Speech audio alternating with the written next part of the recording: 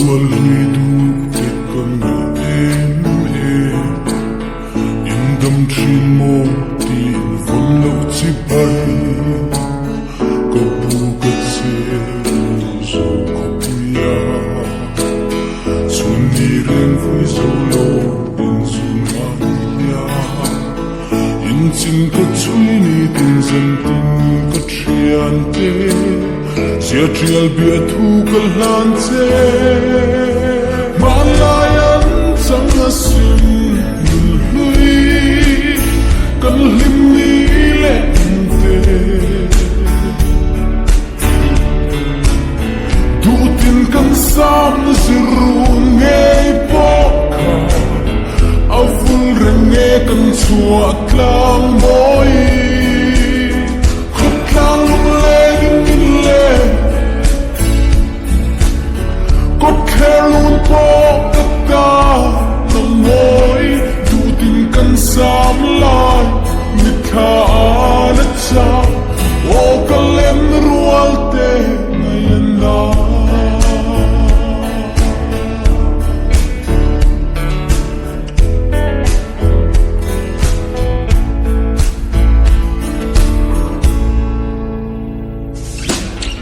Kwanu malasomin kun leenitin Kun pui tercupi masih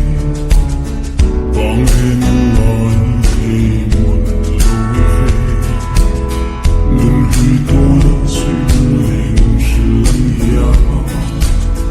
Rimoy perkong zai tin rin kiam kasai pui Wang pui kacang mon love Malayan sang asin nului Kan limni lente Dutin kan sam zirun ngay poka Avul renge kan suat lang moi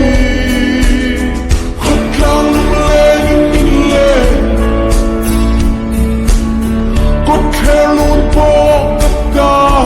na moi Dutin kan sam lai Mitha na cha O kalem rual te ngayon na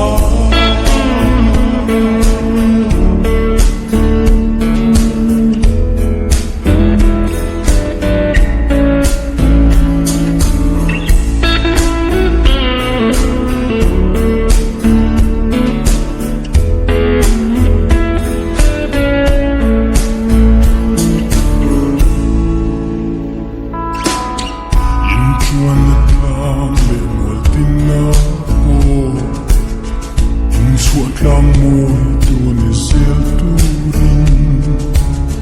Dam hau larin bom takin Inni zanna pola kin sel hu Wanu mal som na in hual him teu rok se Nang le i chung le kwa te